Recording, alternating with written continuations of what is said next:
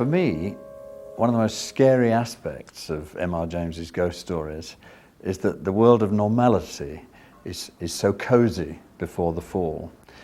He uses all sorts of devices to lure you into this world, and very often includes the discovery of some mysterious document or artifact from the Middle Ages that has supernatural implications. Does it remind you of anything?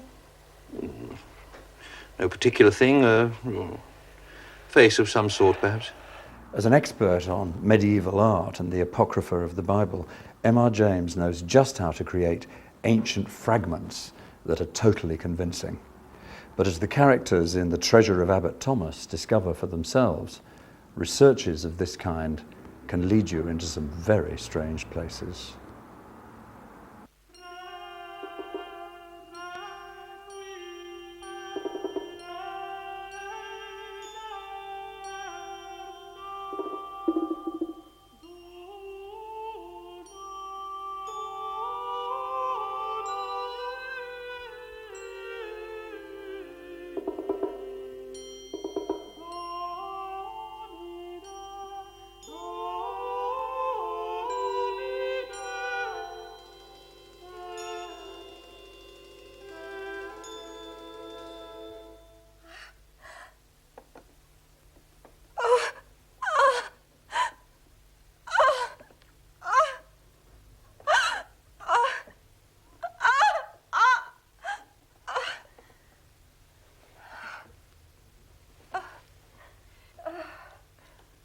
Is there to be nothing?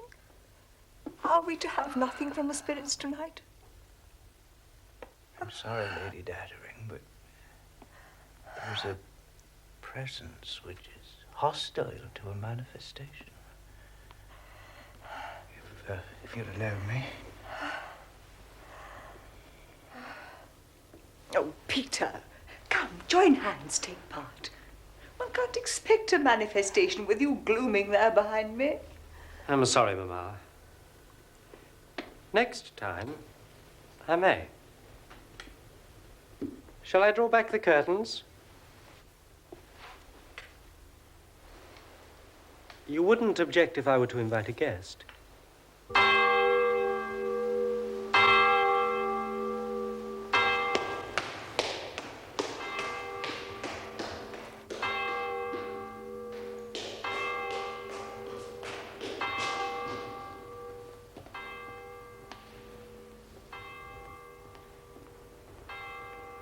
Justin. Peter. I thought I'd find you here. I was wondering, will you come to a séance at my mother's house as my guest? Oh, dear lad, I'm interested in all forms of the higher silliness. I shall be delighted to come. May one ask? Why? With what object? I rely on your friendship perhaps too much. No.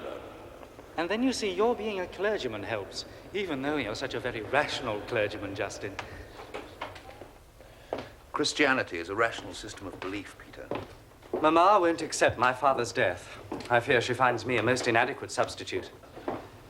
I am to convince her of your true worth, then? You have such a clear mind. I know she will respect it.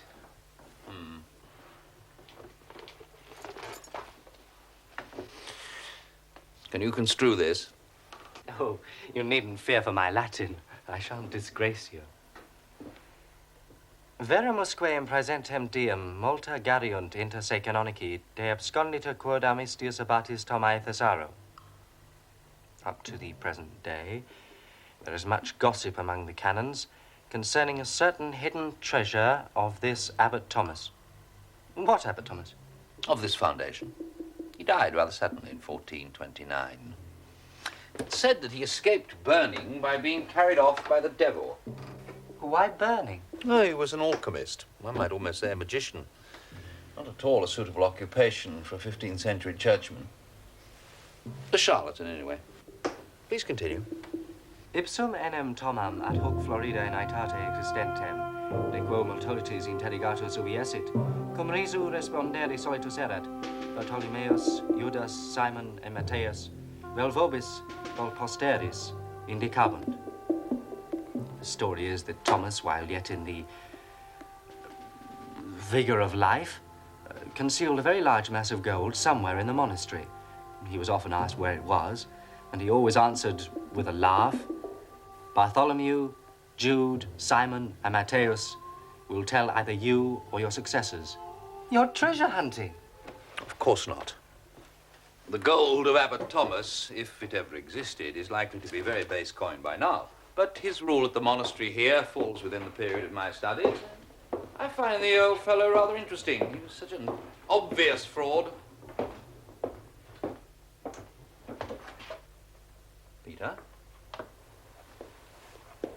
Mother, this is the Reverend Mr. Somerton.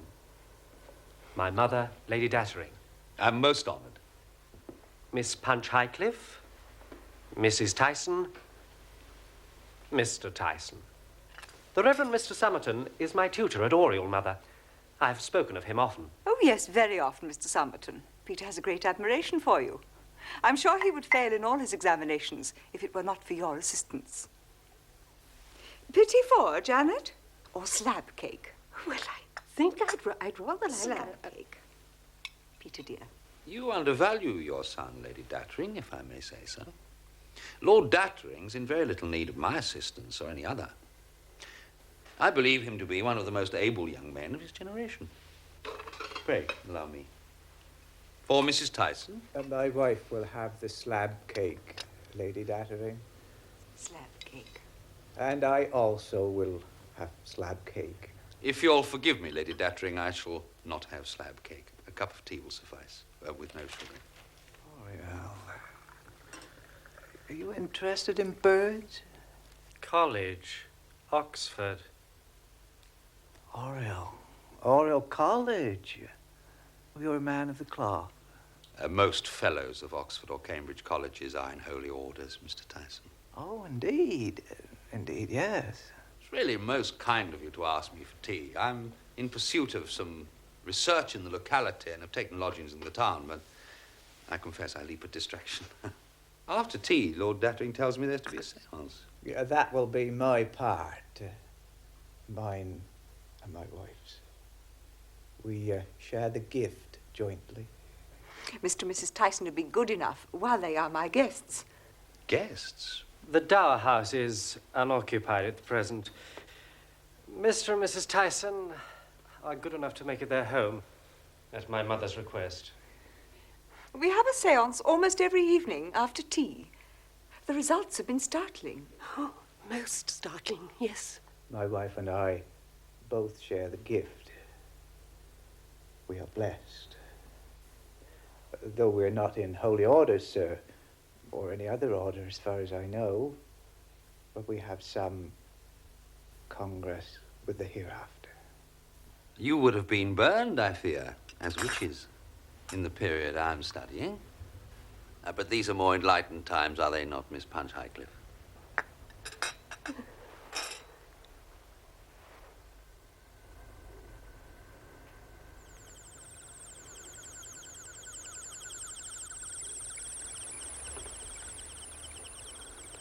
Oh, it's Father Dominic. It's often Father Dominic. And he is? A spirit guide. Father Dominic was chaplain at this house during the Wars of the Roses. He was exceedingly fond of birds. There is an aviary by the lower garden, Father Dominic's aviary.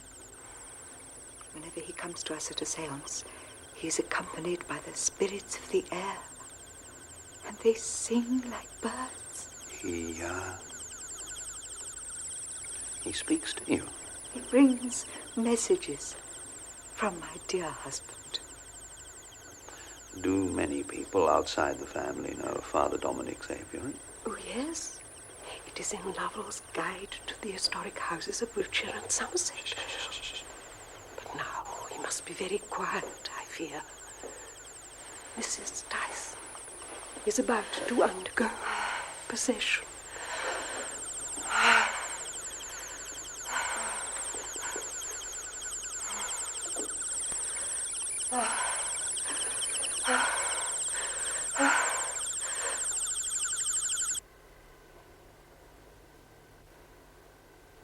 Good evening, my children. Good evening, Father. Have you any message for us? I bring words of comfort and joy, my child. From someone who is still near you.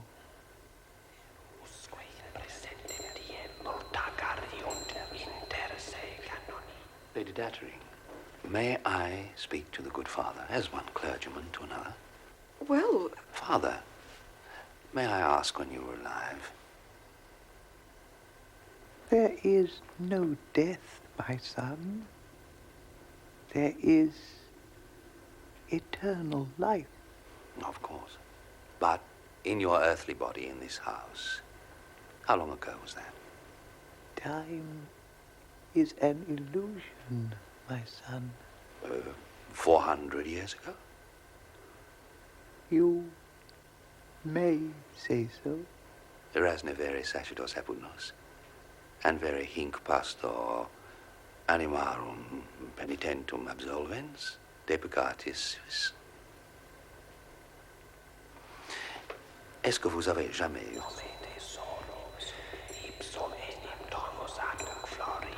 pour la plus grande gloire de Dieu célébrer la messe dans la chapelle particulière de ce château? How strange that a priest of that time, who must have spoken Latin and Norman French better than he spoke English, should now understand neither language. If you'll excuse me, you have a frog in your throat, I think. Ingenious. There are your spirits of the air, Lady Dattering. I'm afraid your Mr. Sludge is quite discomforted. the name's Tyson. My reference was to a poem by Browning. Of course. Bartholomew, Jude, Simon, and Matthäus. You'll find them all together in the east window of Gravely Church, the church on the water.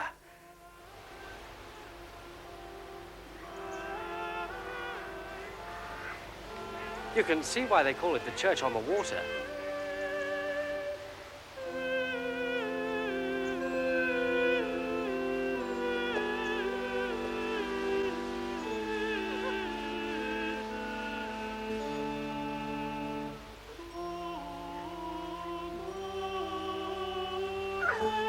I never to hear from my dear man again. I thought you were all for science. Photography does not yet seem to me to have become an exact science, Peter. I've seen too many blank plates. It's as well to take precautions. Bartholomew, Jude, Simon, and Matthäus. There you are. 30 seconds, I think.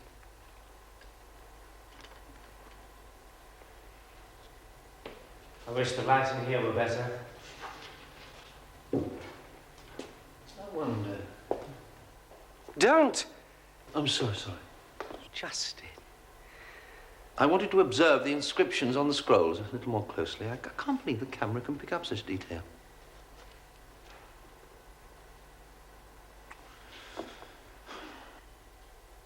And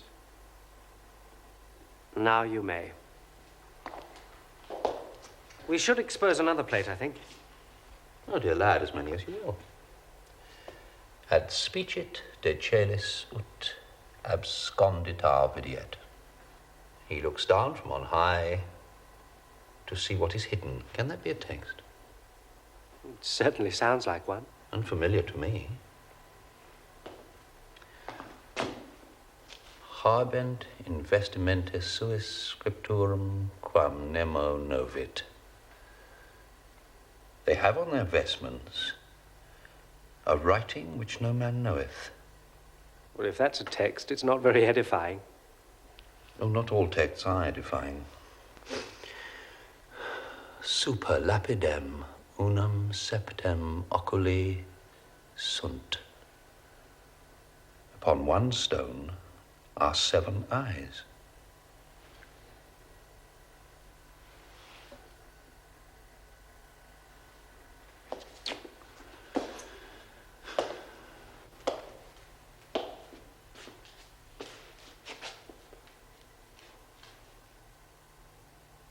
You really believe, do you not, that we are on the trail of Abbot Thomas's treasure? Do you not?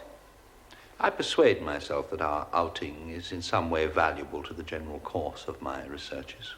First, Bartholomew, Jude, Simon, and Matthias will tell either you or your successors the very words of Abbot Thomas. Second, I remember where I have seen those four gentlemen together. And third, you yourself discover that this very parish lay within the advowson of the abbey. Hardly a difficult discovery to make. The same is true of one parish out of 3 in this part of the county. And in what other parish church in the advowson of the good Abbot Thomas shall we find Bartholomew, Jude, Simon, and Matthias all together in one window? Not the good Abbot Thomas, Peter. That was never suggested, not even by himself.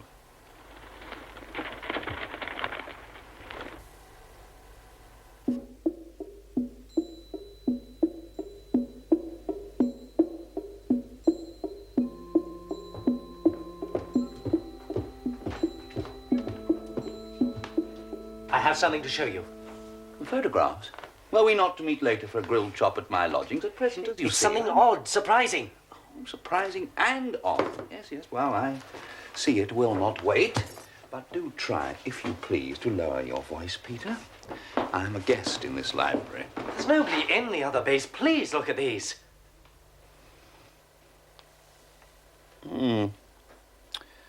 Yes, very clear and accurate. Perhaps the detail on my drawing is a little clearer. I think your own drawing will not contain this detail.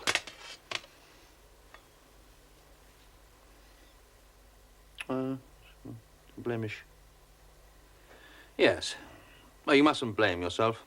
A smear, some form of impurity on the coating of the plate, no more. You see, it's not on the other. No, it is not. I had thought it was a blemish in the glass of the window itself, but... But as you say, it is not on the other plate, nor on your drawing, I'd wager. Will you please to look at the blemish again, Justin? Does it remind you of anything? No particular thing. A face of some sort, perhaps. Look at the scroll. At spicet de celis ut abscondita videat. He looks down from on high to see what is hidden. Will you look again at the blemish? He looks down from on high to see what is hidden. Are you still not reminded of anything?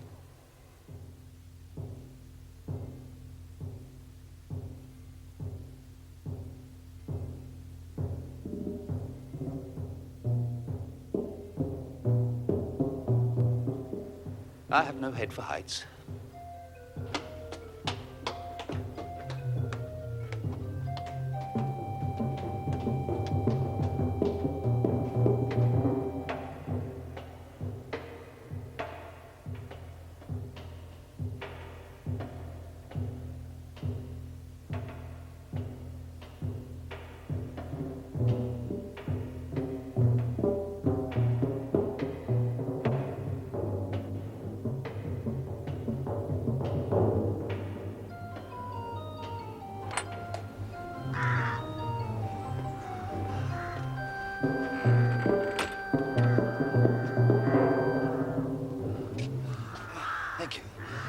Thank you. I'll look for it.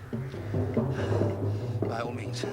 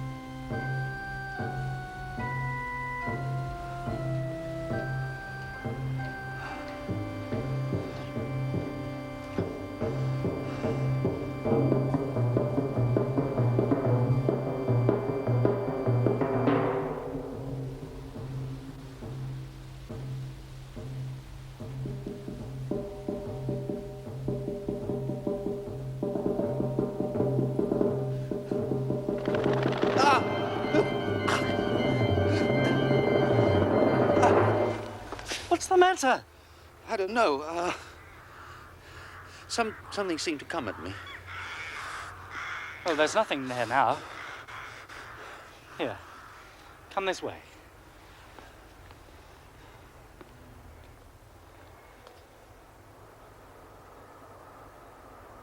He looks down from on high to see what is hidden.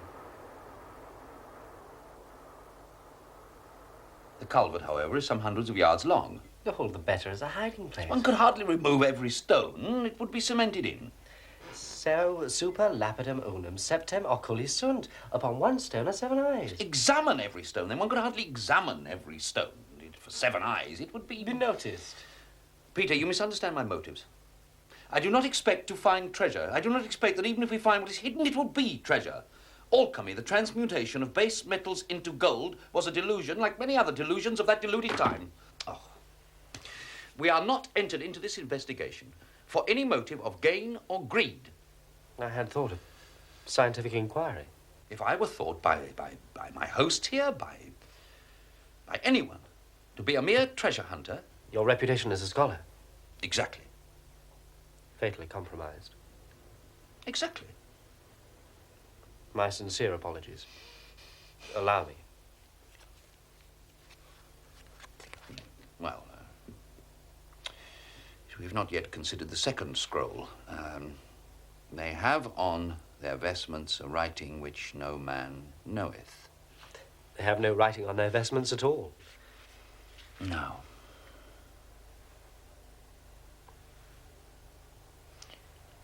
Has it occurred to you, however, that there is a curiously broad black band on the edge of the cope?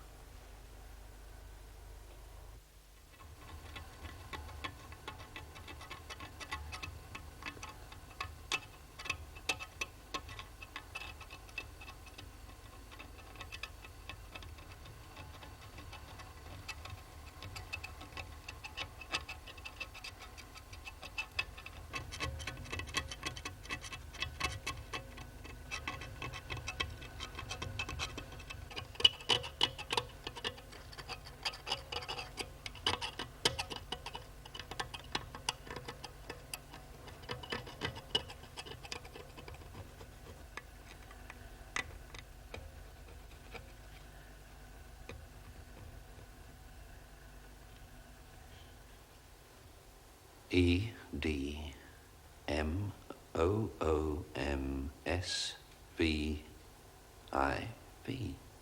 Ed Moon's bib. Makes no sense at all. Well, it's a code. Clearly, a cryptogram or code. Then we must work it out. D R E V I C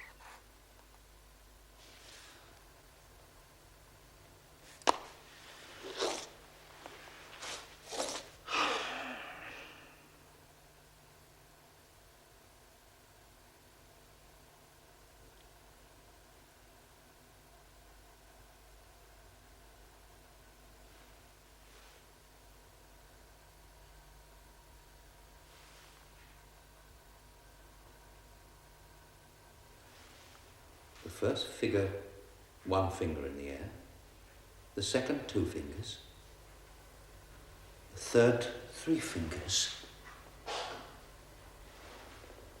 After the first letter, miss 1, then 2, then 3, then back to 1 again.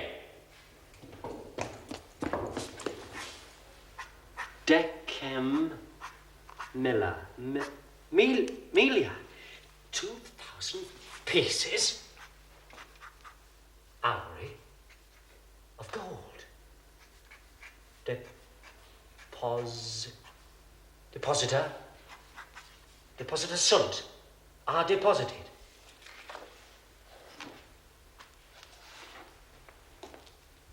It can't be as much as 2,000 pieces. That would be, at today's valuation, that would be, coins of that antiquity. 10,000? 20,000? Yes, something of that nature.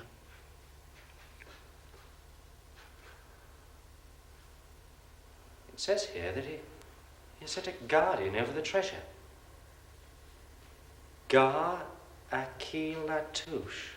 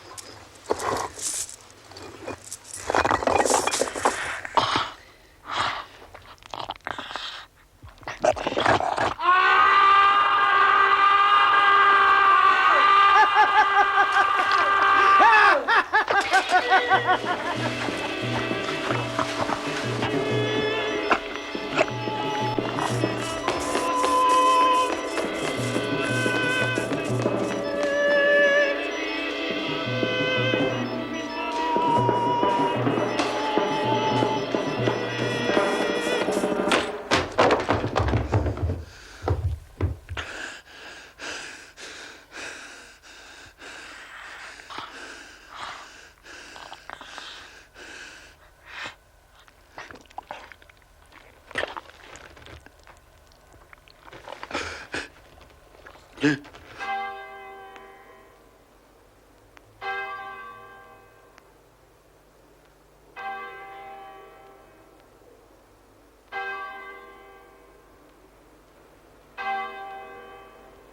hadn't been out for 2 days. Is he ill? I can't say, my lord. He hadn't taken a step outside the door, and he won't let no one in. He got a table jammed against it. That's my opinion. Justin? Justin? Chemicals is my belief, my lord. What? Owing to the unnatural slime on the floor. All over my carpet, up the stairs, in the front hall. The doorstep, that had to be scrubbed. It's true, there's a smell of mold. I cleaned it all away yesterday. And this morning I'd be flabbergasted if it wasn't there again. Slime. Like a snail's. Chemicals, that's my conviction. Leading from under the door. Down the stairs and into the front hall? It's not natural, I know that. Justin, if you are in need of help, please allow me to enter. I'm moving the table.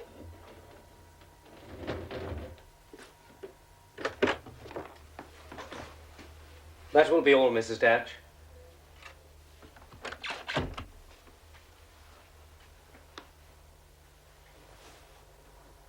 I've sat up all night listening. It makes a curious sound. But no attempt to enter. No, a little slime bubbles under the door. It's a thing of slime, I think.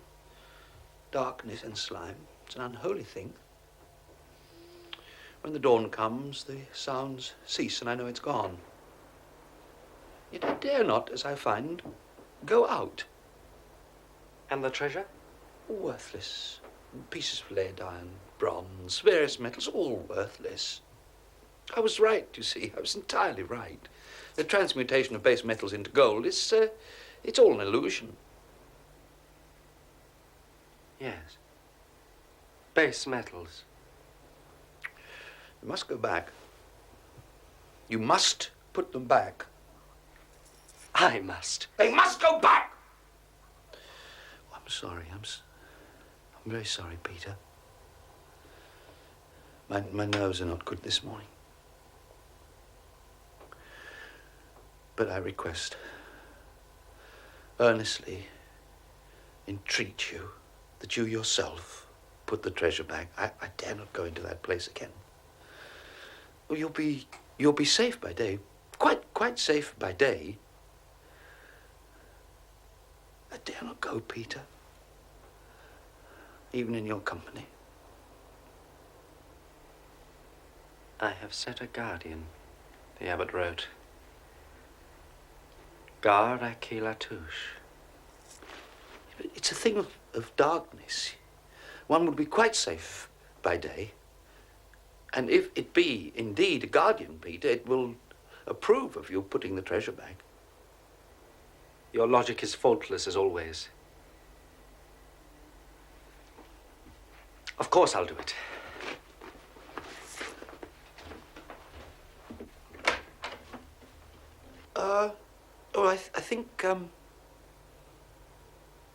I think I left a chisel down there.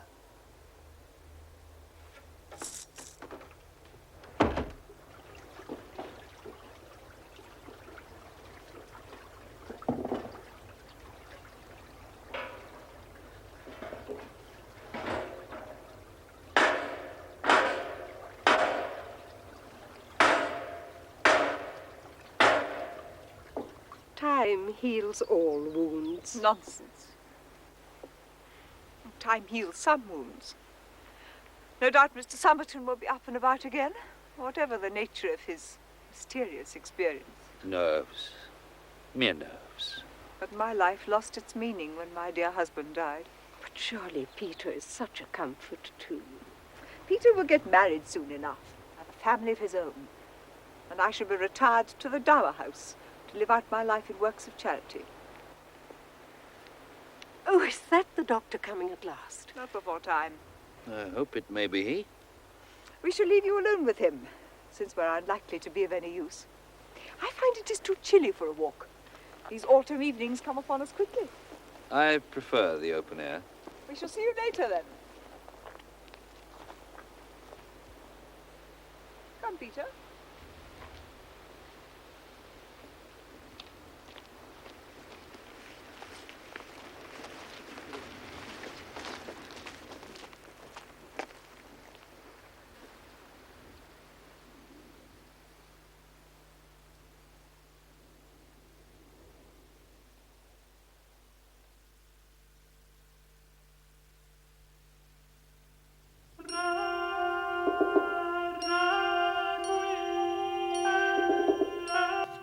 And with more M.R. James tomorrow on BBC4, Peter Vaughan and Clive Swift in The Hair-Raising, a warning to the curious at 10:30.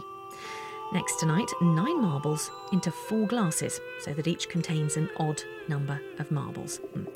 Stay with us for Mind Games in a moment.